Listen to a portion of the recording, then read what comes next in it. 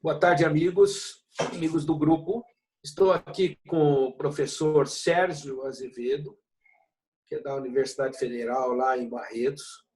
Ele que é especialista em microbiologia e uma das pessoas que tem mais se interessado ultimamente pela biologia de solos. Então, eu quero iniciar compartilhando com você, Sérgio, e você fique à vontade para me interromper quando desejar. Eu vou fazer uma espécie de uma apresentação rápida do que eu tenho em mãos e a gente vai fazendo a parte. Então, eu gostaria, inicialmente, de despertar todos vocês para uma área ainda muito pouco estudada, pouco conhecida dos agricultores tradicionais, a biologia de solo. Muitos fenômenos, muitas relações ocorrem no solo, mas que nós não detectamos nem percebemos. Isso é um conceito mundial. Todos os solos possuem sua biota, né? Grupo de micro-organismos, dependendo do clima, dependendo da fertilidade, dependendo de matéria orgânica, que predominam. Então, nós vamos falar um pouco sobre tudo isso em linhas gerais, reportando um pouco da minha experiência. Muitos agricultores eles favorecem ou prejudicam este equilíbrio do solo, sem perceber o que estão fazendo. Apenas usando produtos químicos ou operações mecanizadas, que são operações físicas, num sistema tradicional que está praticamente esgotado. Eu queria deixar bem claro isso daí, que o sistema plantation tradicional está praticamente esgotado. Poucos ganhos se obtêm a longo prazo e existe uma perda de fertilidade contínua. Então, nós estamos agora ingressando numa nova era, uma nova agricultura, agricultura 4.0, sem, contudo, conhecermos o que está se passando no interior do solo. Esses equilíbrios físicos, químicos, éticos. Então, temos visto muitas recomendações pontuais sobre calcário, sobre adubos, parcelamento de adubação, aplicação de adubo em taxas variáveis, de acordo com o grid de fertilidade, classificação pedológica, identificação de ambientes de produção.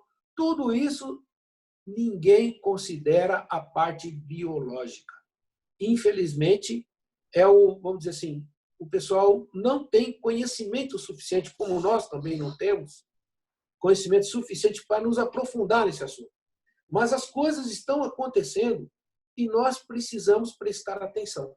Se nós queremos preservar a fertilidade do solo, ou recuperar a fertilidade natural, ou melhorar a fertilidade natural, nós só podemos fazer isso se nós nos preocuparmos com a biologia do solo. Ok? Tudo bem aí, professor? Vou colocar alguma coisa ou toca o barco? Não, boa tarde, tá tudo ótimo, né? Eu só queria pontuar aí, Dib, que o solo a gente trata como um organismo vivo, vamos pôr assim, né? O solo é vivo. E ali pega no solo nós temos bactérias, fungos, protozoários, nematóides, eu vou falar sobre isso. Diferentes organismos interagindo com as plantas, com as raízes, com a matéria orgânica em decomposição, né? Então, taca o pau aí, vamos lá que a gente vai complementando. É isso mesmo. Muito bem. Então, eu gostaria de dizer que muitas dessas práticas estão trazendo bons resultados. O calcário que está sendo colocado em profundidade, é o uso de matéria orgânica, nós vamos falar sobre isso, a influência que isso tem sobre a vida no solo, entendeu? Mas nós não temos ideia do que está mexendo com a biologia do solo, entende? Nós não sabemos. Nós estamos apenas numa causa e efeito. Eu coloquei tal coisa, deu resultado. Ninguém sabe o que está acontecendo. Nós temos que procurar entender melhor isso daí. Então, para nós compreendermos, mesmo que superficialmente, algumas dessas práticas, que favorecem as culturas, né? As culturas em geral, não só a cana-de-açúcar, que é a nossa especialidade,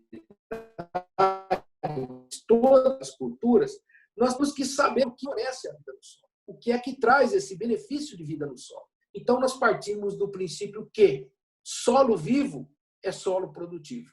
Essa frase é importantíssima. Solo vivo é solo produtivo. Ok? E eu vou dar um exemplo para vocês. Vocês perceberam que aqueles solos raspados, erodidos, lavados, compactados, lixiviados, vocês podem colocar adubo à vontade. As respostas são mínimas. Você não recupera esse solo se você não recuperar a vida no solo. E aí nós aprendemos lá na escola que a primeira camada do solo é a camada viva. Ela pode variar entre 10, 15, 20 centímetros. Abaixo disso, a vida no solo diminui, porque diminui demais a oxigenação. Nós vamos falar sobre isso também. E com base nisso, eu escrevi 2 artigos. Eu estou escrevendo um terceiro agora. Eu vou disponibilizar na rede para as pessoas que tiverem interesse em conhecer um pouco mais sobre a biologia de solo e sobre as experiências, né, que nós tivemos nesses últimos anos. Então, solos lavados, solos compactados, solos encharcados. É bom lembrar que solos encharcados também não tem muita vida no solo. A vida no solo depende de oxigênio, de aeração, de solo livre, descompactado, friável, né? Então, isso é muito importante. Ok? Muito bem. Então, eu estou seguindo aqui um roteiro, eu fiz uma colinha, né? Então, para a gente não se perder, acho muito importante a gente dar uma sequência para vocês. Então, eu quero começar fazendo uma pergunta. A pergunta é: você quer melhorar a sua produtividade? Quer preservar a vida no seu solo? Quer melhorar o seu resultado financeiro? Então, nós vamos falar alguma coisa sobre isso, analisando sobre o aspecto microbiologia de solo, vida no solo. Ok?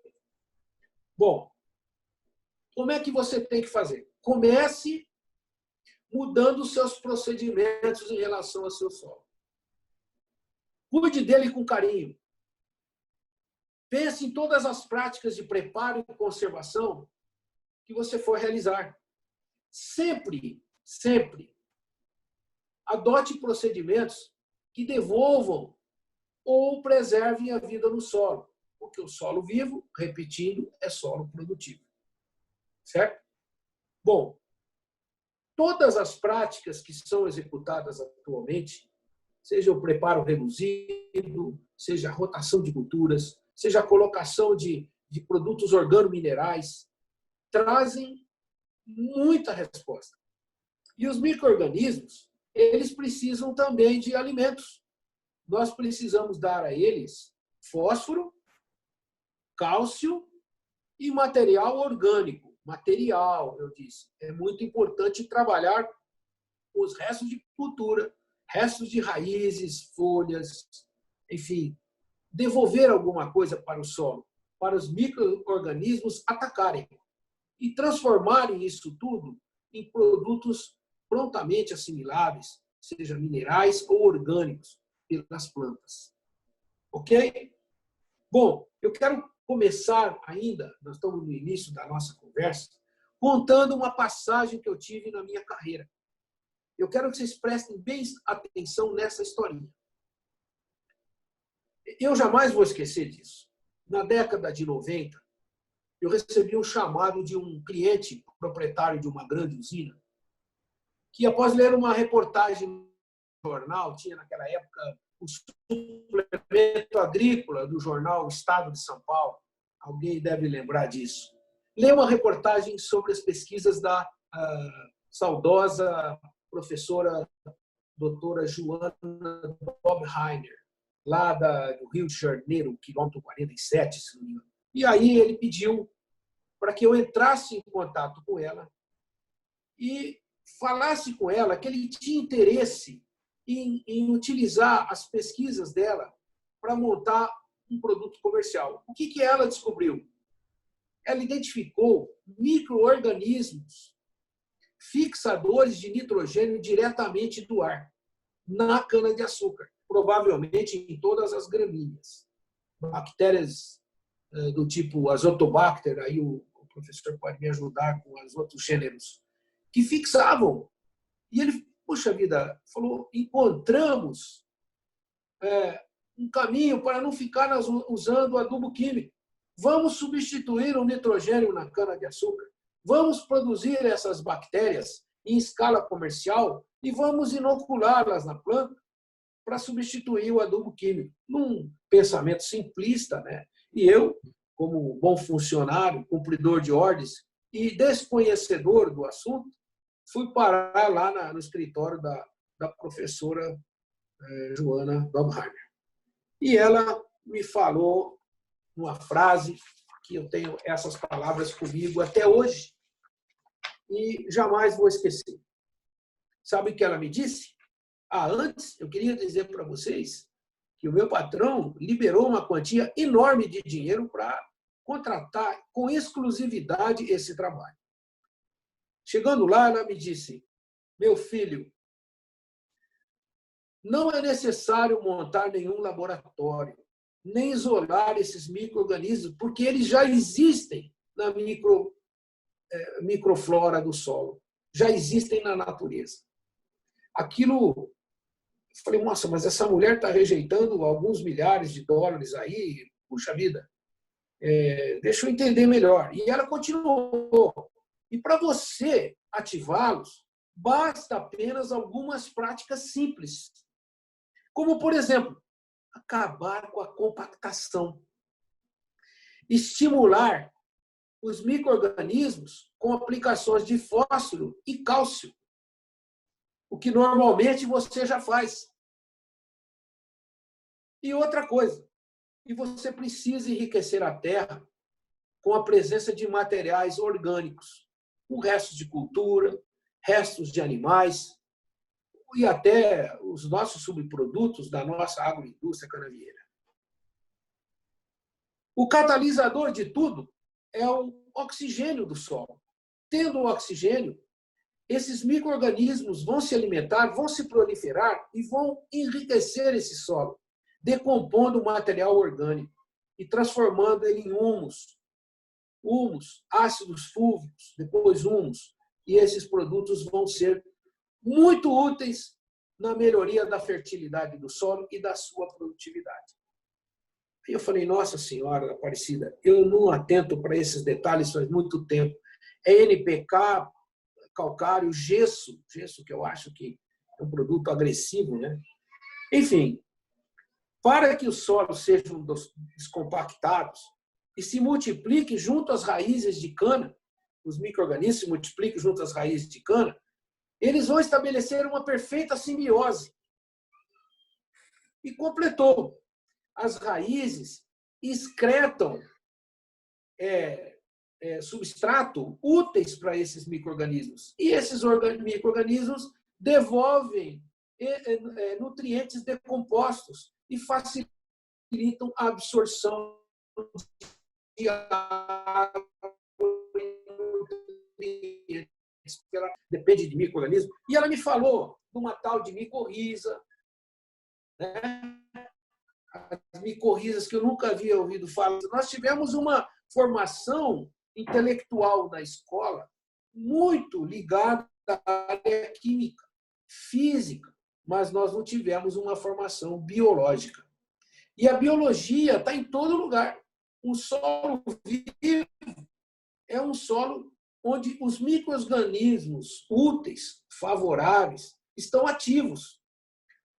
Um solo compactado, os microporos tomam conta. Nós não temos praticamente oxigenação.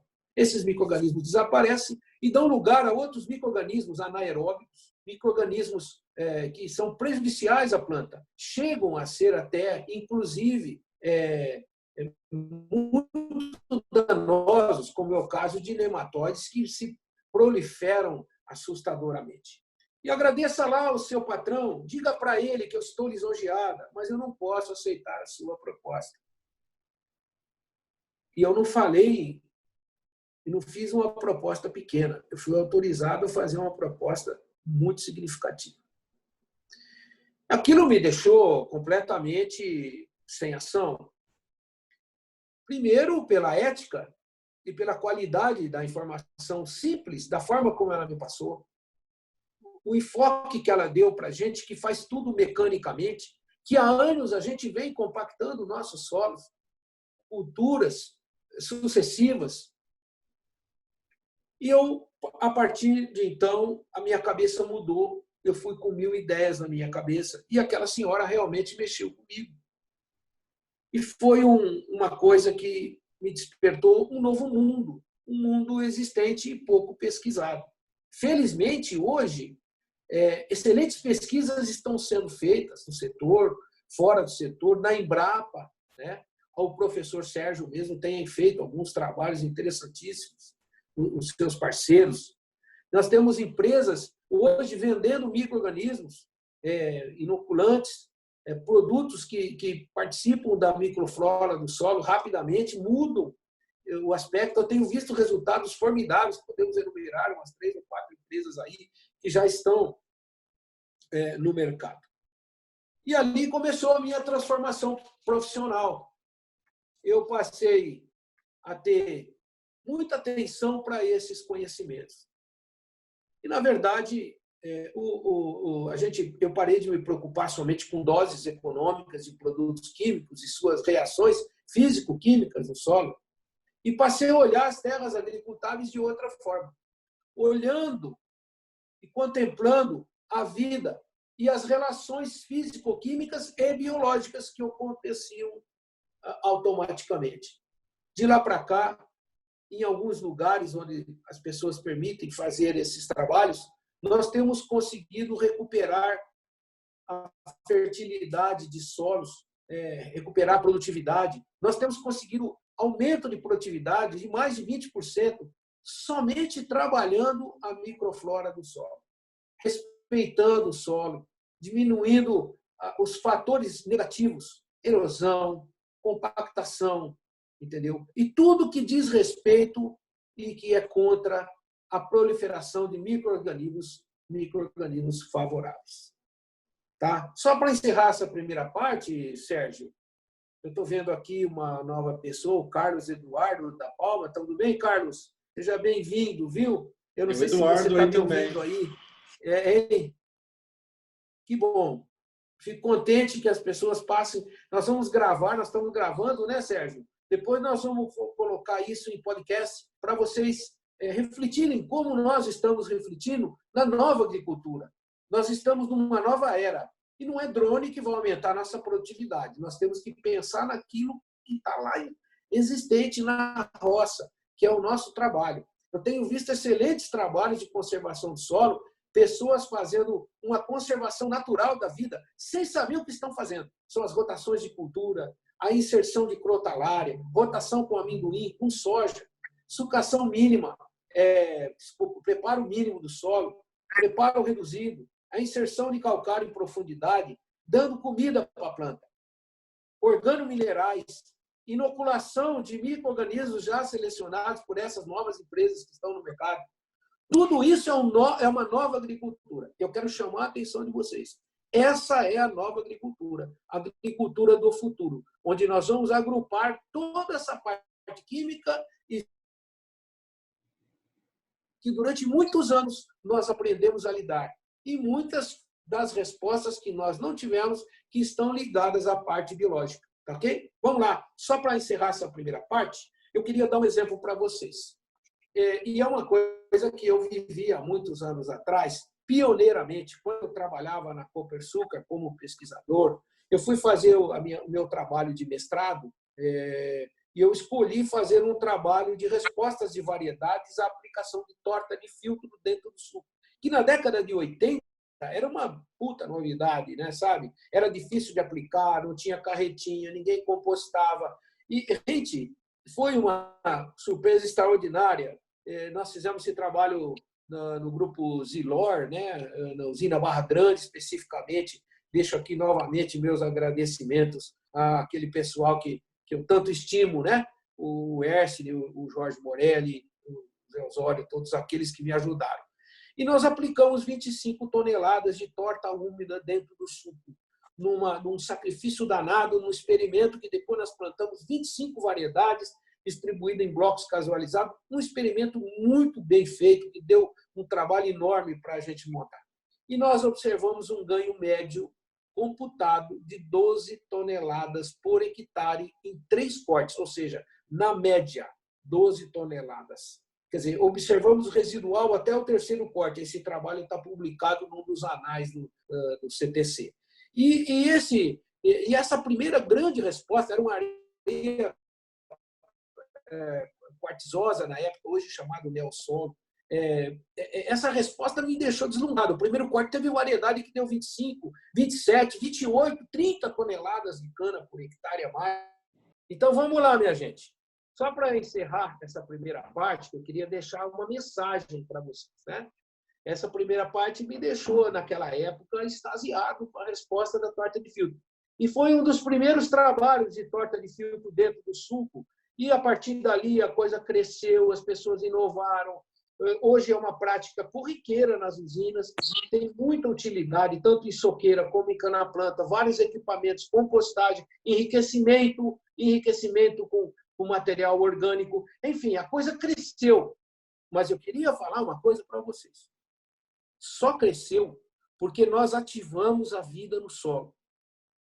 Só por isso. E aí, de lá para cá, nunca mais ninguém parou de usar a torta de filtro e agora estamos atacando com outros resíduos de animais e de granja e etc.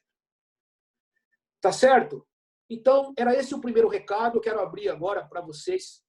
Não sei se todos escutaram a historinha que eu contei da professora Joana Dobheimer, que identificou um organismo no solo e meu patrão queria comprar a tecnologia dela e ela disse, não, vai para casa, vai lá, meu filho. Você me chamou de meu filho na época. Eu fiquei feliz, né, porque me chamou de novo. Eu já não era tão novo. E ela falou, vai para casa, meu filho, os seus organismos estão no solo, você precisa cuidar deles, você não precisa de mim. Pô, uma ética extraordinária. E o patrão falou, pode abrir até tantos, até $1 milhão, você pode oferecer para a mulher, eu quero essa tecnologia aqui. E, na verdade, ela não quis nem ouvir direito valores financeiros, foi eticamente favorável, foi fantástica, sabe? Me deixou feliz da vida, porque ela me ensinou o mundo, me deu um caminho para um mundo novo. Agora eu vou deixar com vocês, né? Sempre lembrando que o Sérgio está gravando, né? Depois nós vamos disponibilizar em podcast.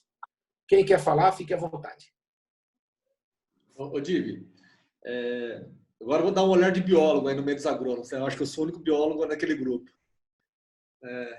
Então, até é um momento de troca muito importante, porque vocês têm um olhar e eu estou aqui para mais dar um outro olhar complementando o serviço de vocês, né?